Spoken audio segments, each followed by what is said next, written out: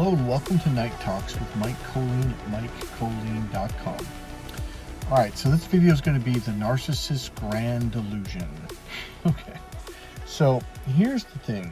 Okay, if this is going to be part 3, I believe. So I want you to watch part 1 and part 2. It's very important to understand this. You might be able to understand this from this thing. So the overall theme of this is, why do narcissists rage and yell at empaths and open-hearted people so much? Like, why do they flip the fuck out? Okay, I'll give you an example. There's this guy at this vitamin store. He was kind of a new person that worked there, and about 2 months went by, and he started playing these like belittling and cut down games. You know, the first couple times I kind of like, yeah, he's probably just joking, but he kept doing it. And then one day, out of the clear blue sky, he just, and I mean screamed at the top. I was like, whoa. It was like a movie or something. Like, what the fuck? Like, nothing happened. We weren't even talking.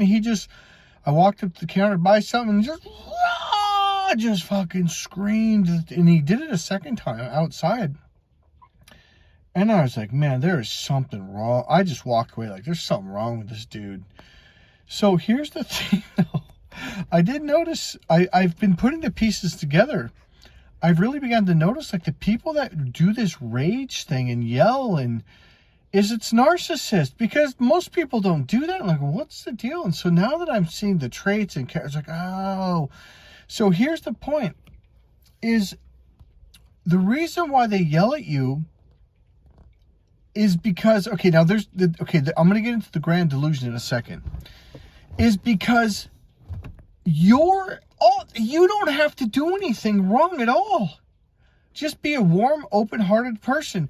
Because remember, if you've listened to the last 2 videos, what that does is it opens them up to their right brain, which is the reality brain, which means all of a sudden they see all of their grand delusion.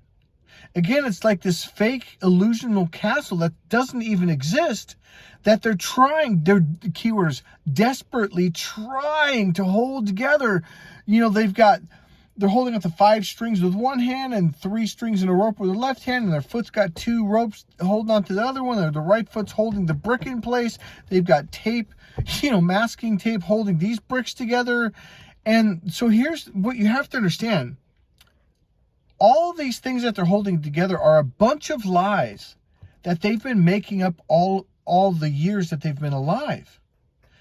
And so what happens is, when you come along, Mr. and Mrs. Empath, Mr. and Mrs. Open-Hearted, they open up one day. They don't realize they're doing it, because as you watched in the last video, their unconscious report, boom, they pop open one day, like, and they see reality, and it's not even close to the illusion that they have in their mind, and they lose their shit, because it's like I said in the last video, it's imagine if your child died.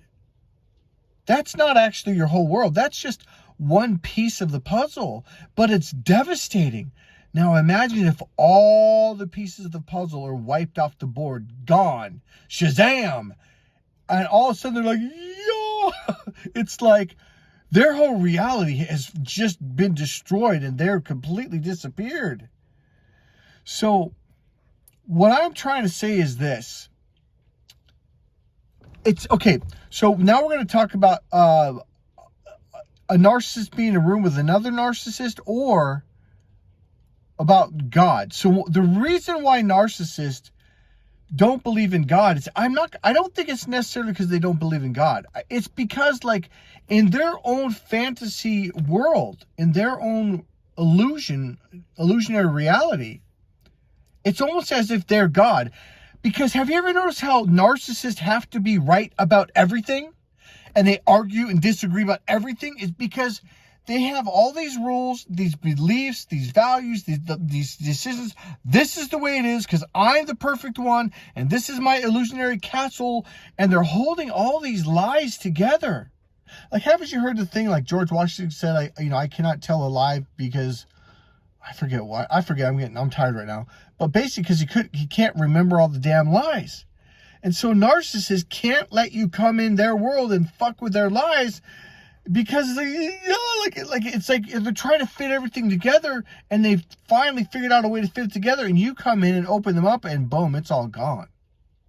Now imagine you come along and you start talking about the Bible and God. They're like, oh fuck. Here's the thing. They don't even want to read the Bible. It's not even because they don't like it or they don't want to believe it. It's because there's all these new strategies and rules and beliefs and all this stuff that will completely destroy. If they try to mix all this stuff in with their beliefs, it completely destroys it and they fall apart. They can't handle it. They can't deal with it. Their brain is on maximum use and their memories take it all up, and they don't have any more room for some God creature to come in and say, hey, here's the top 10 commandments, and here's the beliefs, and here's the values, and here's, all this new shit. So their whole thing's like, yeah, fuck that. That's not real. Do you get it? Because they're barely holding on to all the lies that they have right now. They can't possibly imagine taking on a bunch of new beliefs and trying to fit them in with their beliefs, that with their beliefs and their lies and their illusions. It won't work. So it'll completely collapse their entire reality structure. And they can't have that. That's why narcissists don't believe in God. And that's why narcissists are living the grand delusion. God bless you guys. Don't get caught up in their delusion, because it's a horrible place to be. God bless you.